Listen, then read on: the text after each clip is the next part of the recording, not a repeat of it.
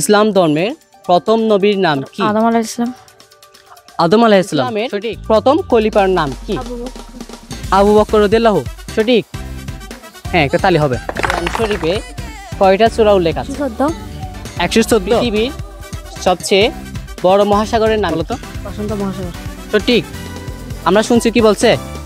প্রশান্ত মহাসাগর। এটা কি সঠিক? হ্যাঁ, একটা তালি হবে ওর জন্য। পৃথিবীতে কয়টি মহাদেশ আছে? 8টি। আর কেউ? 7টি। 7টি। 1 কেজি লোহার ওজন বেশি নাকি 1 কেজি তুলার ওজন বেশি?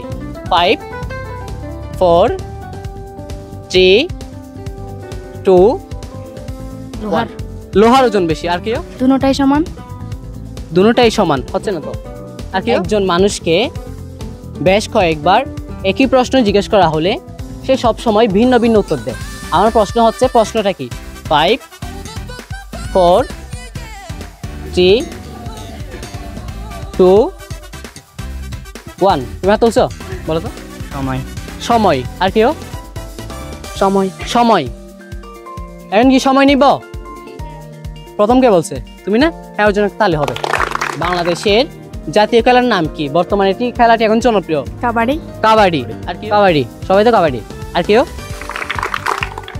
চট্টগ্রাম শহর কোন নদীর তীরে অবস্থিত? কর্ণফুলী। সঠিক। প্রথম কে বলছে? হ্যাঁ, তুমি। ওর জন্য তাহলে হবে। বাংলাদেশের প্রথম প্রধানমন্ত্রীর নাম কি? তাজউদ্দিন আহমেদ। আচ্ছা আচ্ছা, ও বলছে তাজউদ্দিন আহমদ। এটা কি সঠিক? হচ্ছে না। হ্যাঁ, সঠিক। ওর জন্য তাহলে হবে। বাংলাদেশের জাতীয় ফুলের নাম কি? শুধু এই দুজনের জন্য। দেখি তুমি বলো তো। শাপলা। শাপলা। এই সেম নিব, তাহলে হবে। এক পাশে খান সাহেবের বাড়ি, মানে ওরা খান সাহেবের বাড়ি। আর এক পাশে চৌধুরী সাহেবের বাড়ি, মানে তোমরা চৌধুরী সাহেবের বাড়ি। এখন মাঝখানে একটি দেওয়াল আছে এবং মাঝখানে একটি মোরগ ডিম পারছে। প্রশ্ন হচ্ছে, ডিমের মালিক কে? মোরগ। আচ্ছা, মোরগের ডিমের মালিক মোরগই। মোরগ ডিম পারে না। মোরগ ডিম পারে না। এখন কি নিব? মোরগ নিব নাকি মোরগ ডিম পারে না? কোনটা নিব? তার মানে ওটা সঠিক। হ্যাঁ, ওটার জন্য তাহলে হবে। কোন জিনিস ব্যবহার করার আগে ভাঙতেই হয়? 5 4 3 2 1।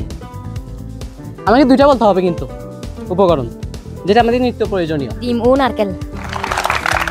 একটাই পুকুরে একটাই মাছ। মাছটার নামটা কি? তখন 3 আর 10 যোগ করলে 1 হয়। যদি অঙ্কটা ভুল করে তাহলে? যদি ভুল হয় 10 আর 3 যোগ করলে 1 হয়। কোন প্ল্যাটফর্ম থেকে আসছি?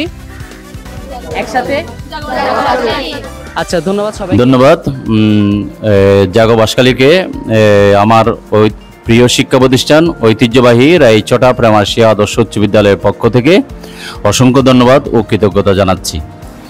সাথে সাথে আমি ওনাদেরকে আমার বিদ্যালয়ের পক্ষ থেকে আরও কৃতজ্ঞতা জানাচ্ছি। আমার স্কুলের কোমলমতি শিক্ষার্থীদের মেধা বিকাশের জন্য ওনারা যে কুইজ প্রতিযোগিতার আয়োজন করেছেন, সেই জন্য আমি ওনাদেরকে আবারও আমার বিদ্যালয়ের পক্ষ থেকে আন্তরিক অভিনন্দন ও কৃতজ্ঞতা জানাচ্ছি।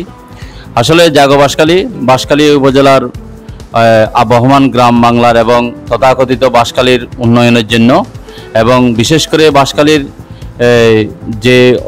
যে আমাদের যে অবক্ষয়, সামাজিক অবক্ষয় এবং আমাদের যে পিছিয়ে পড়া বাঁশখালীকে সম্ভাবনাময় পর্যায়ে নিয়ে যাওয়ার জন্য ওনারা কাজ করে যাচ্ছেন। আমি আজকে যে ওনাদের যে মহৎ উদ্যোগ দেখলাম, এই যে ওনারা যে আমাদের বিদ্যালয়ের যে কোমলমতি শিক্ষার্থীদের জন্য কুইজ প্রতিযোগিতার আয়োজন করেছে, আমি মনে করি এই কুইজ প্রতিযোগিতা আমাদের শিক্ষার্থীদের জন্য খুবই দরকারি। বিশেষ করে ওরা এই কুইজ প্রতিযোগিতার মাধ্যমে ওদের মেধাকে বিকশিত করার সুযোগ পেয়েছে এবং ওদের মধ্যে যে প্রতিযোগিতা মনোভাব সৃষ্টি হয়েছে।